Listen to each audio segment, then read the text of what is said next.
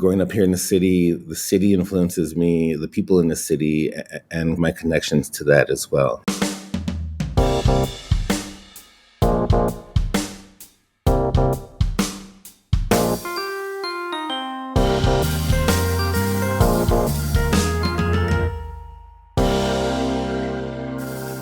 Hello, print friends, and welcome. I'm your host, Miranda Metcalf.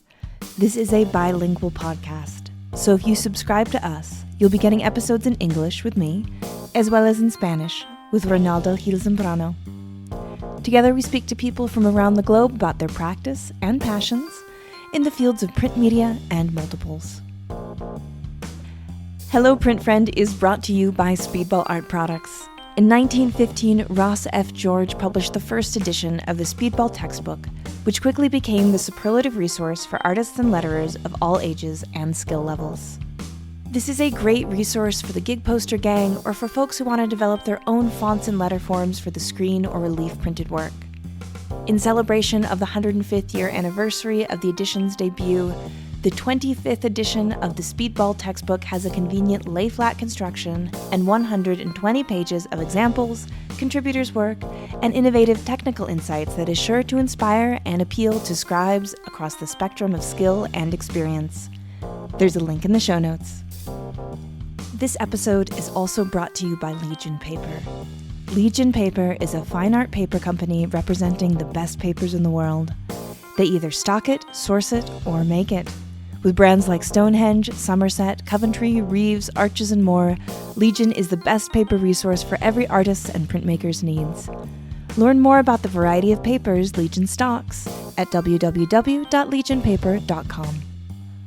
My guest this week is Dewey Tafoya, Master Printer and Assistant Director of the Professional Printmaking Program at Self-Help Graphics. We talk about growing up in LA in the 1970s and 80s and being exposed to the incredible Chicano murals growing up at that time. How Self-Help Graphics was started by a nun and two queer Mexican artists, bringing art to the people through the pandemic, and what Self-Help is doing to celebrate its 50-year anniversary. So, without further ado, sit back, relax, and prepare to help yourself with Dewey Tafoya. Hi, Dewey. How's it going? I'm doing great, Miranda. Oh, I'm so glad to hear that. I'm really excited to speak with you today and learn more about your practice and, of course, self-help graphics too and what you do there and this whole wonderful thing you've got going on. So thank you for joining me. You're welcome. I'm really excited to be talking with you today as well. So before we get into the questions, would you introduce yourself and let people know who you are, where you are, what you do? Yes, of course. My name is Dewey Tafoya. I'm a Los Angeles visual artist, screen printer, of course. I grew up here in Los Angeles. Right now, my current job title is Master Printer and Assistant Director of the Professional Printmaking Program here at Self-Help Graphics. Some of my other titles in the past have been teaching artist, and volunteer for lots of things as well. Beautiful. And so you said you grew up in LA, and I know that LA as a sense of place is really large in your practice. And so I'd love to start by talking about what that experience of growing up in LA when you did was like, and what were those early influences artistically on you? Yeah, that's a great question. I grew up in 70s, 1980s, 1990s Los Angeles, the old dirty LA, as we like to call it. I think now, or just in general, it's always changing and shifting. Just because I feel like here in Los Angeles, we like to tear down history and build something all on top of it and forget it. But for me, definitely, I grew up in Boyle Heights in East Los Angeles. So definitely culture. I'm a second generation Mexican-American, Chicano. So my parents also grew up in the same neighborhood I grew up in. So I was born into a history of the neighborhood I grew up in, and definitely that pride, feeling of connection to where I live at and my neighbors. And it was really enforced to me at a young age to connect with neighbors and help them out and volunteer. And I think growing up, my dad, I guess for the lack of things to do or the lack of money, we would oftentimes just drive around the city and just drive Mm. around and look at things. So I think for me, that was really big in my influence for everything. Really, is just knowing my city and knowing what's there and who's there and what's going on. I think is really important. Yeah, absolutely. And then when you're driving around the city, were you getting a bit of exposure to art? Maybe seeing graffiti, maybe seeing architecture. Did that come into your worldview at all at that time? Definitely growing up here in Boyle Heights in 70s, 80s, I often tell folks and a lot of kids that I work with that I didn't really know about art galleries or art in the big capital letter art that Mm. were often taught in school. What I did know was murals and the Chicano murals here around Los Angeles, which also like incorporated culture and history and social justice and seeing those images were a big impact. And of course, gang graffiti and graffiti in a neighborhood was basically calligraphy lessons and kind of walking around and Mhm. kind of seeing like what looks good and what doesn't look good. And I guess establishing my art criticism at a young age, walking through the alleys of Boyle Heights.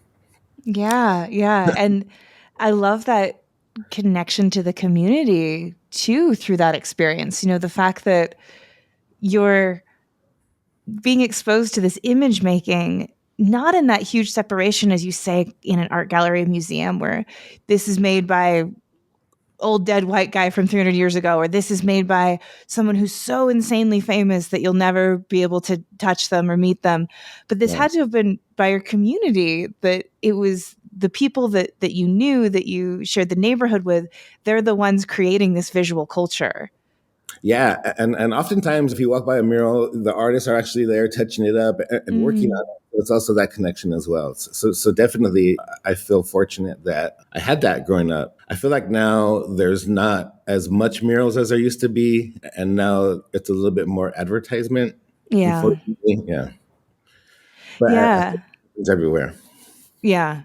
I was thinking too what you're saying about Los Angeles tearing down history, and sort of hoping that those Chicano murals have still survived, that you got to be exposed to growing up. I don't know though. Yeah.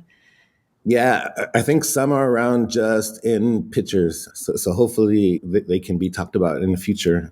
I've been hearing a lot lately about people realizing too late the incredible history of artistic production that came through Chicano mural practice, and realizing that this is such a swath of history that just got bulldozed for parking lots sometimes. So, yeah. Exactly.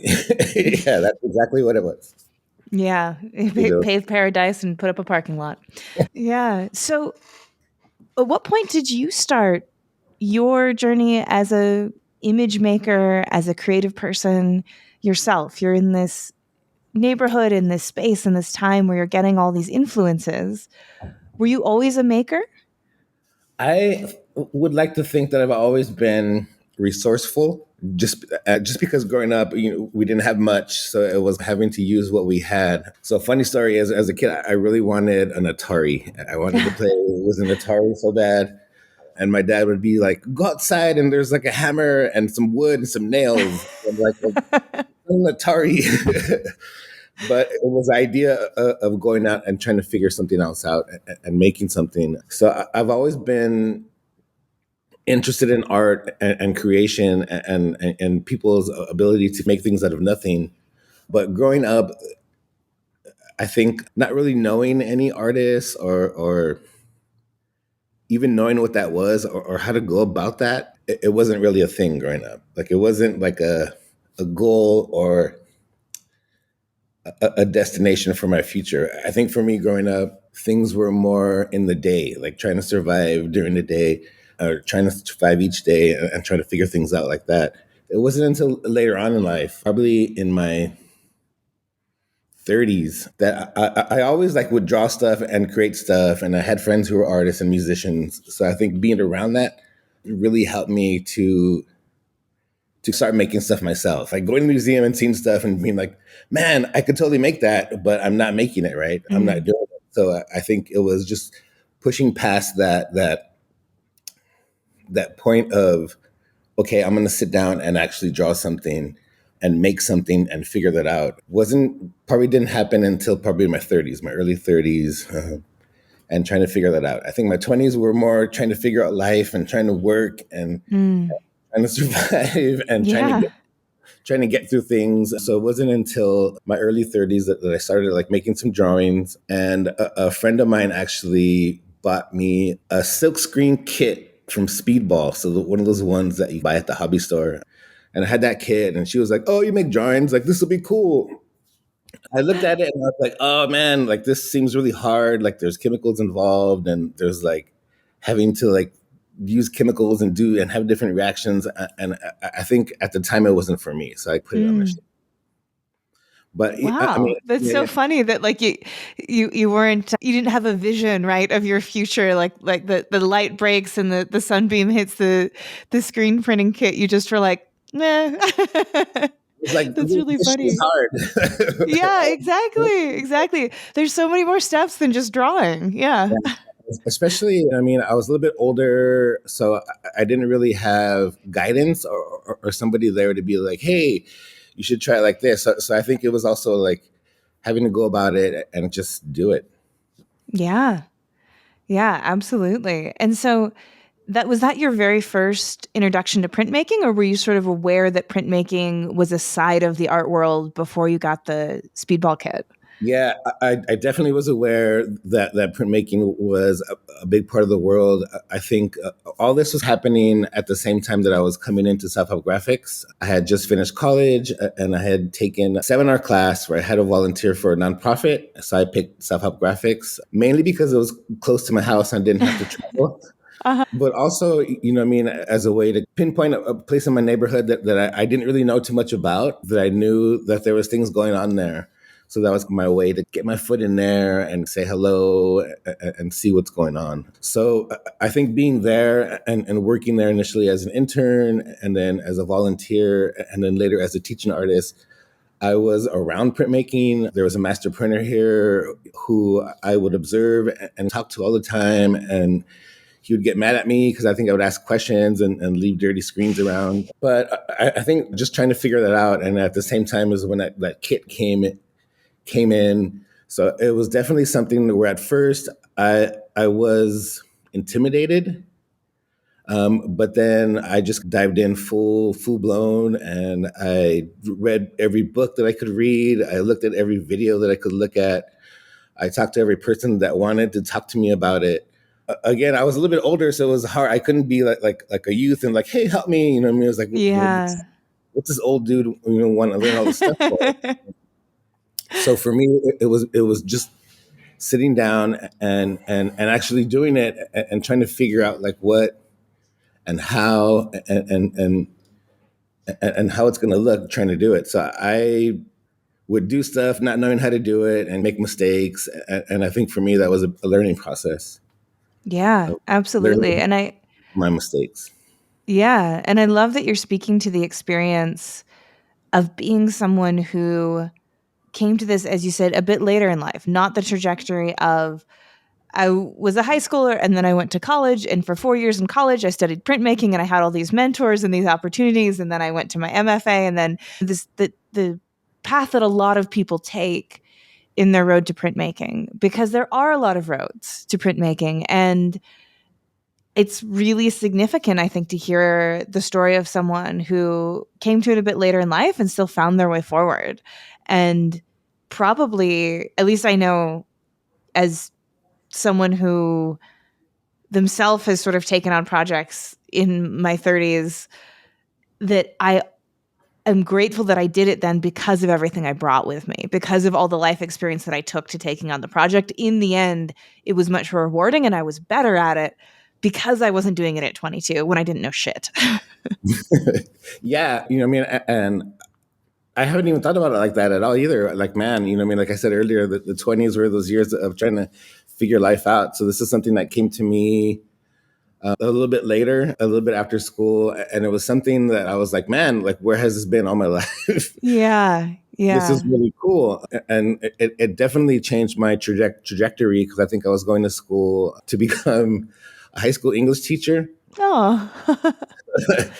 So, I mean, I think coming to Self Help Graphics and just meeting people and networking with artists and building friendships and just learning put me on a different path as an artist. And eventually I was able to return to working in schools, but as an artist. So I was the cool art teacher that could go and do these cool projects and say bad words Yeah, yeah.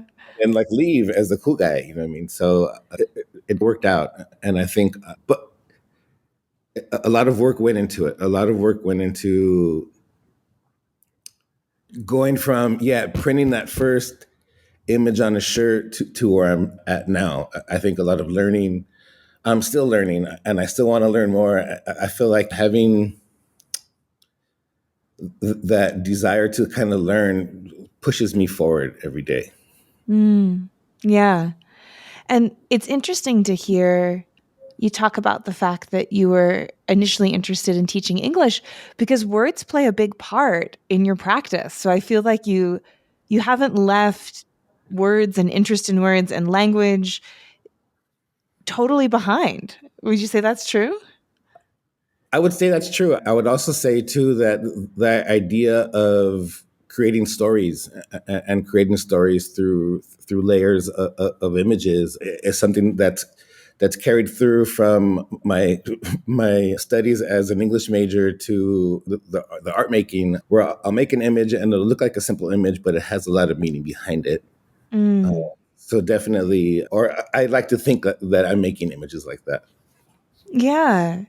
absolutely. I mean, would how would you sort of describe your current practice in terms of what you engage with and where you're showing and the issues that come up through your work?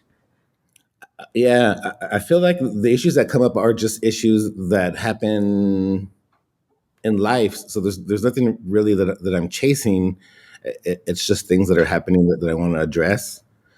Especially growing up here in Los Angeles, so the ideas of gentrification, of poverty, of lack of resources for our community, of equality, and all those things really happen through artwork, especially for artists of color. I think we talk about those things without even, they just happen in the art naturally, organically. But those are definitely things that influence me growing up here in the city. The city influences me, the people in the city, and my connections to that as well. Yeah. I feel like Los Angeles is like a reoccurring character in what you do. The city and the experience of being in the city, I think particularly in the time period that you've lived there is really present as you say talking about gentrification and these things of neighborhoods changing and traditional communities being pushed out and all of that is really present and that's something that you've been witness to sort of firsthand.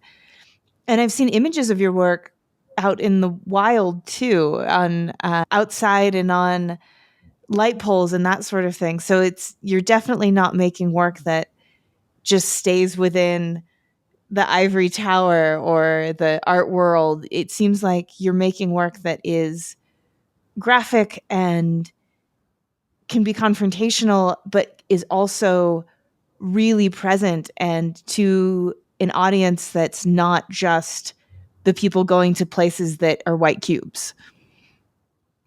Yes, definitely. And that's totally my goal as an artist is to create art for everybody, really. When I first started making prints, I printed posters and it was cool. And I was like, hey, cool, I have these posters. And it's like, nobody really wanted them. They were like, oh, it's too big, or I can't really pay Uh-huh. for that now. So I had this really idea of, you know what, I'm going to make art prints, but I'm going to print them on shirts. And for me, that was a really great way to get my images out there into the public, but also share with friends who are also artists and have them wear them. So I think for me, that was a really big playground for me was the idea of making shirts and creating shirts and even doing live printing and having images that are tester images that I wanted to see how people would react and doing those shirts and even printing them for free sometimes. If you brought a shirt, I'd print it on it no matter Mm-hmm. what. So it was a really great way for me to get my images out there and not have them just in one place, and have them moving about the city, moving about the country. And, it's one of those things where it's like, hey, I saw somebody wearing your shirt at the swap meet. Right. I saw somebody wearing your shirt, or like at these other places. So for me, that was really cool.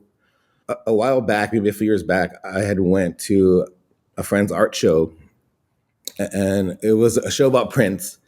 And one of my friends there was like, "Man, how come you don't have a print here?" And I was like, "Well, I don't know. That's a good question." But he was like, "But I see lots of the artists here wearing your shirts." So he's like, so I was like, you know what? Like that was a really cool enlightenment, is to know that my friends are supporting me, being even better than being in the gallery, I guess.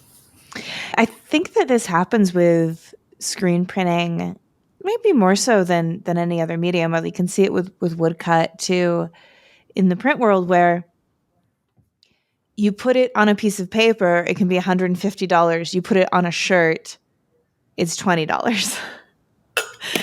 And it's just a funny market force. But in the end, if somebody buys your work on paper and they put it in their home, how many people are going to see that? How often do people host people at their home? And you have put it on a t-shirt, and that person is out in the world as a billboard for your message for potentially years. Yeah. Yeah, until that shirt falls off, and I have lots of friends. Exactly. I wear that shirt all the time, and it has holes in it. Like, I need to get another one. Like, when are you going to do it again? So definitely. I mean, I do enjoy having my pieces in the gallery as well. Like, I'm not going to lie. Totally. Yeah. It's like different. It's apples and oranges, right? It's different Yeah. ways to engage with your practice and different ways for people to engage with your image making and your message. But it is that such a funny sort of irony about how the substrate just determines the value in this really extreme way, when it truly could be the same image created with the same screen. It just changes it. So yeah. Yeah. I think the value of a print in general is just such a big topic of conversation with all Yeah. artists. Because they're like, "Oh, I made this really great print," but somebody was like, "I'll give you $20 for it," and it's like, you know what I mean? So it's also, lots of folks don't know how it was made and the work that went into it. So it becomes something like, "Oh, that's a cool like print," like. So yeah, so I think they associate that with like a digital print, Yeah. or like something that comes out of your computer. You're like, "No, I sweated and I cried over this. Like, this was something that took, like, I mean, weeks and months and sometimes years to think about and create and strategize and figure out." So Yeah. yeah. Yeah. And I think part of it is lack of education, as you sort of say, people don't understand the difference between the actual process of making. And then also there's a strange sort of preciousness that some people have to build into prints to make them feel like they're valuable, I think. And sort Mm, of what I mean by that is saying, no, this is an edition of 20 and each one is the same and they're perfect, and they're interleafing them with this tissue paper, and you can only touch them with white gloves, and there's this sort of real, I don't know. I mean, saying dog and pony show makes it sound a little bit too disparaging than I really mean it to be, but it is sort of a performance around the work. And that doesn't just happen with prints, that happens with all art. When you're out there, and I would imagine working with communities like you do and showing kids and getting people exposed to it, it can be the exact same process as these works that get the kick glove treatment, but it feels more accessible to the people who you're working with, and it makes it feel like art is for them. And so it seems like it's a double-edged sword, in the sense that we want the work to be valued, we want people to respect it, we want artists to be compensated well, yes. but that also requires this performance that then puts up a wall between Joe on the street feeling like they have access to what the art is. Yeah. Yeah, it's this whole idea of screen print versus serigraph. Right, exactly. Where they're both the same thing, but I think that French word elevates what it is, and that's when you put the white gloves on and you're at the museum showing it. But a screen print is just a poster of a band or whatever it Hmm. is, but they're both made the same way, and Yeah. they both have value. But yeah, that was pretty spot on. The whole idea of elevating things in a way that highlights and makes it better. Like, I don't Hmm. know. Yeah. Yeah. Yeah, it's I wish that there was a way we could just totally walk the middle path of saying that this is precious and it's accessible. Because I think both things are true, but there's not really a paradigm for that in the way that people interact with art objects. It's like either it's a poster that someone's going to tear down, or it's a t-shirt that's going to fall apart, or it's this thing that you don't touch it, or it's on the wall in the museum, like don't Yeah. get too close to it, that thing. Yeah, I like the idea that they all can be, though, for sure. So Definitely. so how long have you been the master printer at Self Help Graphics? I've been the master printer here officially, like officially as my job title, for about a year and a half. Unofficially, for about maybe 5 years or so. I first worked as like a contract. So whenever they needed somebody to help out in the print studio, they would ask me to pull some prints. So I was working along with other master printers who were also doing that same thing. So they didn't really have anybody that was permanent at the time. So about a year and a half ago, they put out the application for a permanent master printer, and I was like, "What the hell? I'm gonna apply and hope I get it." Yeah. And then, so what is your role there? Are you working with people coming in to take classes? Are you publishing for established artists? What do you do on a day-to-day basis? On a day-to-day basis, is keeping the studio clean, but Uh-huh. A very no, important part. a very important part. But mainly my role is to work in collaboration with artists and residents. So the Professional Printmaking Program here in South Hall Graphics was something that was started in the late 80s and early 90s as a way to formalize, like we were talking about this whole idea of access and accessibility, but it was this idea to formalize the print process and have artists connect and work with a master printer to create a limited edition screen print in process. So they're working on it together as they go and sharing tips. Mainly, it's the artist's work, but the master printer is just there to guide and add advice and add elements of experimentation as well. So that was something that started in the 90s. So my job is to connect with artists and work with them in the studio to help them create their prints and help them make their ideas come to life. And who are some of the artists that you've worked with that you're particularly excited about, or a project that you really want to highlight that was really rewarding?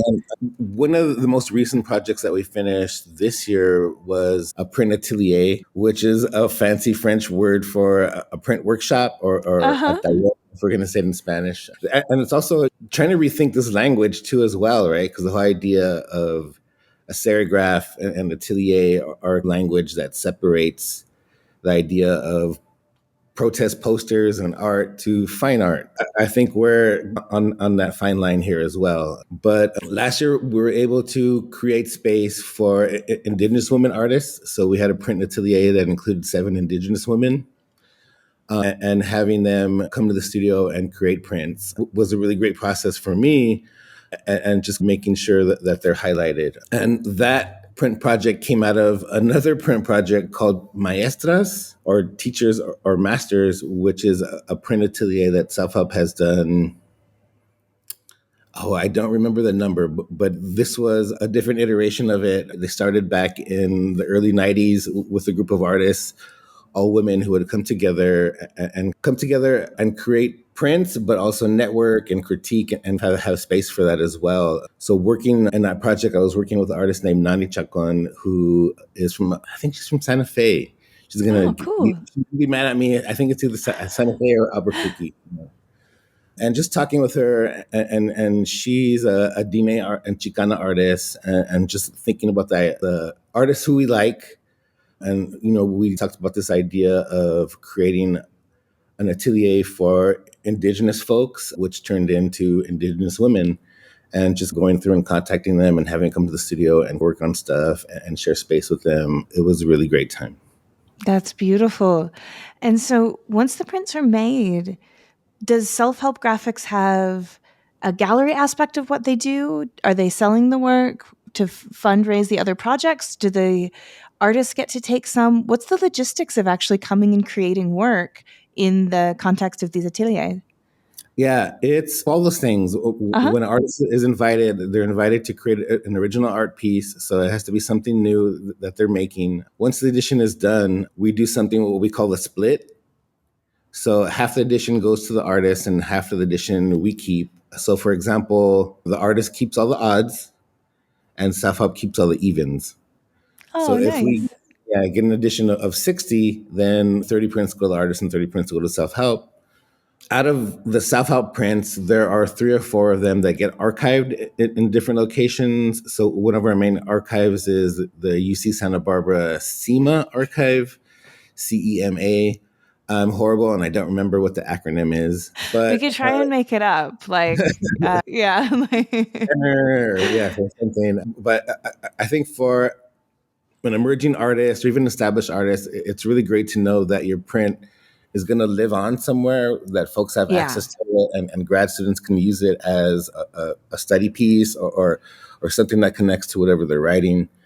I do know that the Self Help Graphics Archive in Santa Barbara is the most researched. So definitely it's something that exists there as well. In the past few years, also, large groups of prints have been acquired by the Los Angeles County Museum of Art.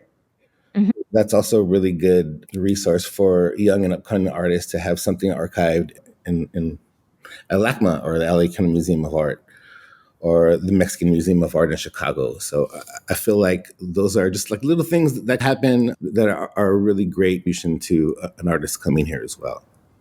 Absolutely. I mean, Yeah. that's a great opportunity, especially for young artists, as you speak to have the work in those big name institutions. Those lines on CVs, they make a difference.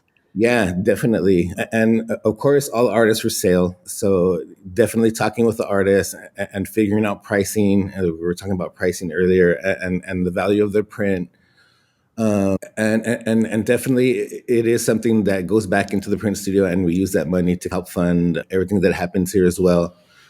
We used to, and I think we're changing that this year, but we used to, all the prints that we make throughout the year. So for example, if we worked with 20 artists through the whole year, the prints don't usually get released until June when we have Oh, gotcha.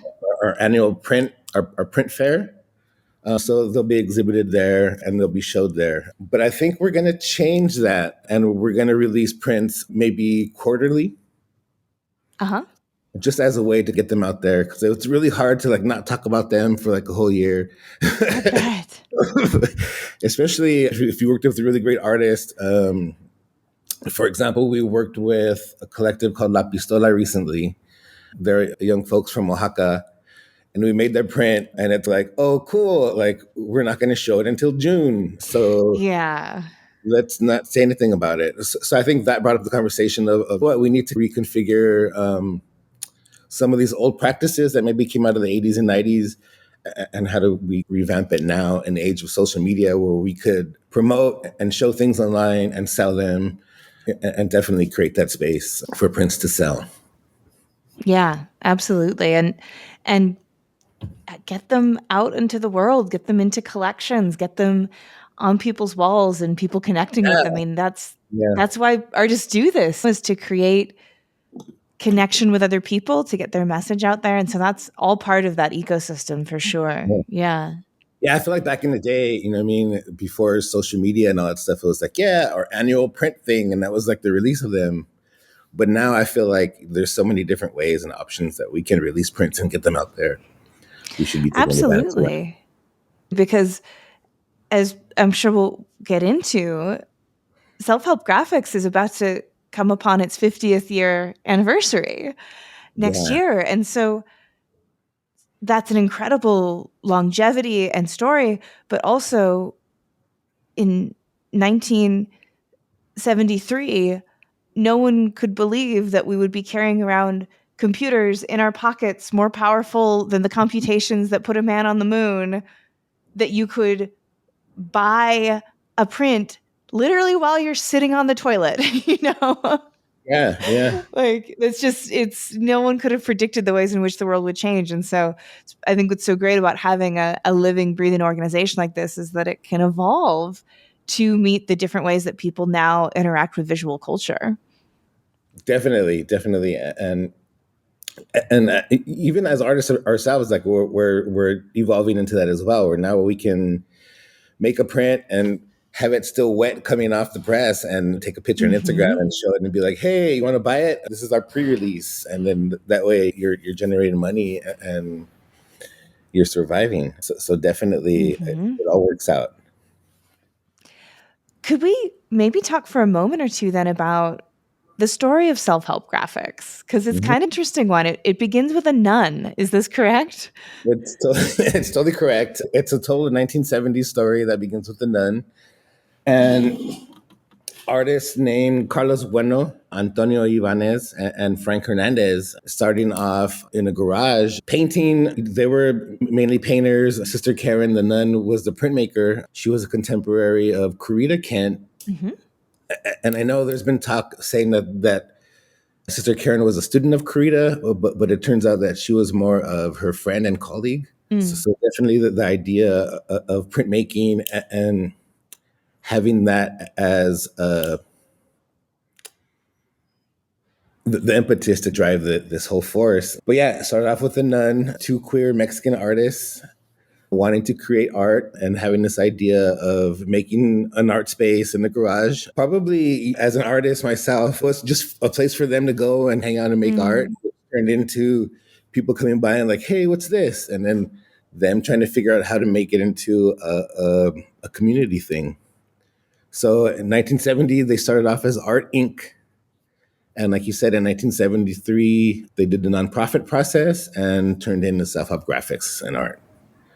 And I think from there, it was just them moving into a bigger garage, a bigger Mm-hmm. space. And I think if it's anything like it is now, there's people walking in all the time and like, hey, what is the space? And how can I be involved? So I'm sure that happened a lot and, and people heard about it. And talking to lots of the older veteran artists who have come to the space, they're like, yeah, we heard about this printmaking nun and we wanted to go check it out. And a Mm-hmm. lot of them were part of another print space here in LA that no longer exists called Met Chicano Art Center, which was contemporary with self-help graphics back in the day. So a lot of those folks had heard about it and went from there to self-help graphics to be like, hey, what's going on? I heard you're making prints. I heard you're making art. So that's how it came together. Yeah, And 50 years later, we're still here. it's beautiful. And why the name self-help graphics? I've always been curious. Do you know the story behind it? You know what? I've heard different versions of it. And when I first started coming into the space, I was told that this was a form of what it meant. So the idea is to have, how can I say it? So if you come here and you have an idea or you have something, you can't say, you guys should do this. If you say it, you have to be the one to do it. So the idea of Oh. self do it, like self help, or being able to create a space that lacks resource, or in a space that lacks resources, how do we make things and how do we help ourselves? So self help, total act of not relying on somebody to help you create something, but definitely focusing inward and trying to figure it out. It came about, but I don't really know. And I know every time I say self help, they're like self help, like what? So it's really hard to grasp. I think once they get it, it makes sense.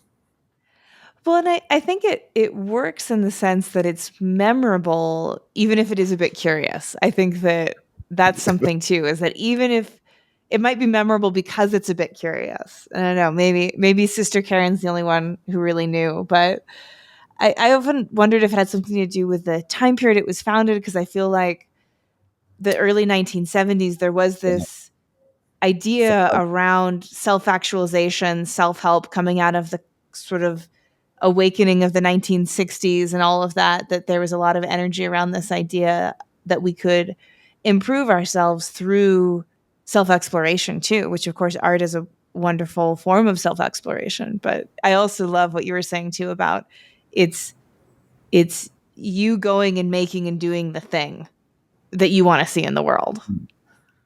Yeah, and I feel like how you just explained it, it was really great as well. And I'm sure it was a combination of both, because it did become a space for folks to come and create art in a time and in a neighborhood where there wasn't any spaces like that where you could go and create art, and even art as like a therapy. Yeah. Definitely some of the first artists were veterans from Vietnam trying to find a place to go and be creative, and maybe that was their self-help journey.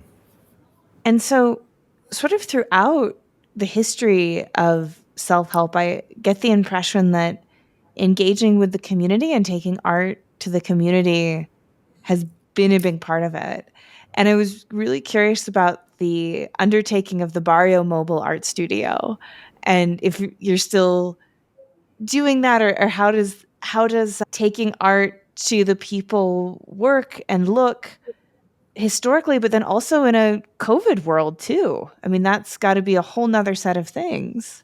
Yeah. So for those of us who don't know what the Body Mobile Art Studio is, the Body Mobile Art Studio began as a truck in the 70s. So South Hub Graphics developed the idea of taking art to the community, to schools. So they fixed up this UPS looking truck as like an art studio. So of course they did printmaking, screen printing, and batik, which is a very 1970s thing to do, Mhm. with also with curriculum. So they had curriculum and kind of ways to approach teaching methods and a certain pedagogy that was peer-to-peer teaching. So, for Mhm. example, South Hub Graphics is also known for Dia de los Muertos. It's going to be our 50th Dia de los Muertos. So one of the things that they would do would go to a community and do workshops for Dia de los Muertos that were flower making or screen printing, but also to be able to talk about why they're doing it, how it relates to culture and history. So it was a little bit more than just going and doing workshops. There was a lot of work behind it and a lot of grants they had to get. So that's how it started. And unfortunately, in the 80s, they decided to stop doing it and focus on the print studio. Mhm. So it was something that disappeared for a while, although they did have artists that would do workshops in different community spaces individually. But it wasn't until 2015 that we kind of got together and were like, you know what, let's relaunch it in a different way. And also realizing that lots of institutions were just coming into the idea of like, hey, maybe we need to take art to the communities. So we were like, you know what, hey, we have the edge on this. So let's think about it.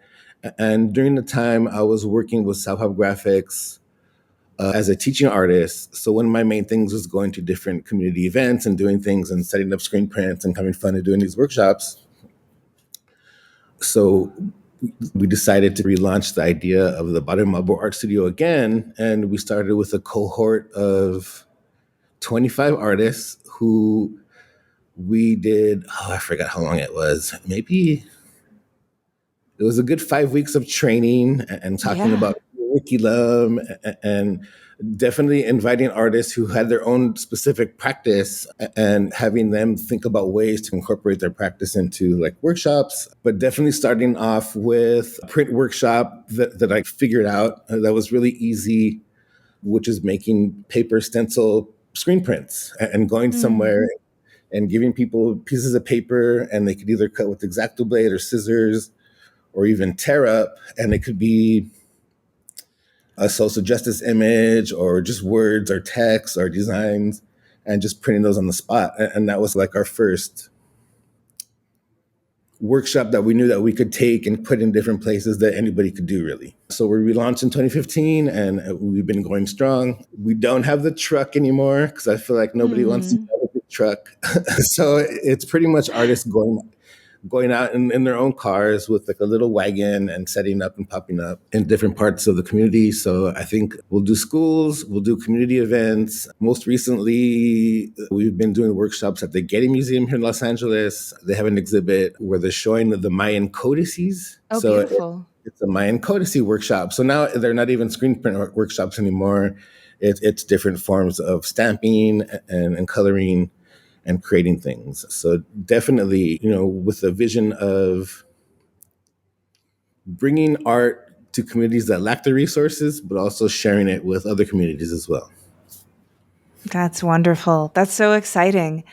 And then, so through COVID, did you all just sort of put a pause on things? Did you try to go online? What was the strategy? Yeah, I feel like everybody else, we shut down and we're confused and scared and we're kind of Yeah. like, what the heck's going on? Like, how are we gonna like do things? So virtual, I think we had to go virtual, and it was also a way too to also we have all these artists who are not working. How do we engage them and keep them working? So the idea was for having art for to create these virtual workshops and even have artists create their own virtual workshop and for us to show them through our webpage. So, as we mentioned, the 50th anniversary is coming up next year. What are the plans? How can people engage and help you celebrate, even if they're not necessarily around LA? Definitely. And I know Betty, our executive director, would say donate. Have folks Yep, donate. real Donate to important one. nonprofits. Yeah. I think our 50th is going to be next year, but we are going to celebrate it over the course of maybe 3 or 4 years. Nice. Yeah, and one of the things is that next year in early spring, our building is going to close down for renovation. Oh, okay. Yeah, so it's going to be under renovation for maybe 2 years. So we are going to be working remotely and not have an actual building space, but we still will be working. So, for example, next year for Dia de los Muertos celebration is going to be moved to a local park. And these are all things that we've done before as well. So it's not like they're things that are new, they're just things that are different. And we'll definitely be celebrating our 50th with exhibitions throughout Los Angeles at different spaces as well. So it's also a way for us to connect with other spaces that are doing the same work and collaborating with them and having our artwork there and having an exhibition here and a workshop in different spaces. So it's also like taking the Barrio Mobile idea and using it in different Totally. ways as far as like workshops, as far as like exhibitions, and also thinking about ways to collaborate with other institutions as well, and having us be there for an exhibition throughout the years as well. I think for me and the print studio, it's difficult because staff and Body Mobile can all exist virtually, but the studio is something that needs to be in person. We did work virtual through the pandemic, and I did pull some editions working virtually with artists who never came to the studio, just going back and forth over the phone and arguing about how colors look Hmm. via the iPhone. It changes everything. It But really that was, does. Yeah. yeah. So that was also a new experience is being able to have to work virtually. And I think we're all forced into it and we're now all pros at it. Wink, wink. But definitely trying to figure those things out now as well. So the print studio is right now we're in process of talking about folks of either having our own space for rent, which we might need to do, but also talking about collaboration with institutions here in Los Angeles who would allow us, for example, the local college here, and working with them to have a print space for us there as well, but also how do we incorporate classes and even have some of our artists lecture there as well. So just thinking about new ways to exist until we come back to our wonderful new building. I think too, it sounds like you're taking it on as a potential strength, as the fact that, like, okay, we don't have this centralized space anymore, but this is going to force you and give you the opportunity to be out more and as you say, get the barrio mobile spirit to proliferate throughout the institution. Yeah. And the physical space of an art institution is in and of itself a barrier for engagement for some people. They just are going to look at a building that says arts on the outside and they're going to say, well, that's not the space for me. But if you're in a park is a space for everyone. And I think it could really, probably will be challenging, I'm sure, in the end, raise the profile of self-help graphics because you have no choice but to be out there engaging with people, spreading the good word of printmaking and the accessibility and the fun and everything that comes with it. So I wish you, the very best of luck in it. And I'm excited to follow you and see what comes out of it. It'll be great. It'll be great. Yeah. I feel like